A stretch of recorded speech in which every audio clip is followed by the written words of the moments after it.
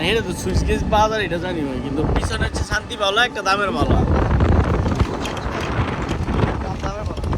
অনেক সুন্দর রাস্তা শান্তি বাউলা এবং দামের বাউলা, ঘোরার মতো নিরিবিলি রাস্তা।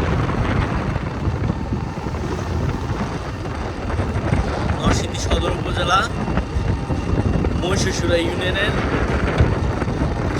শান্তি বাউলা দামের বাউলা সুইচ গেজ বাজার। অসাধারণ সুন্দর রাস্তা।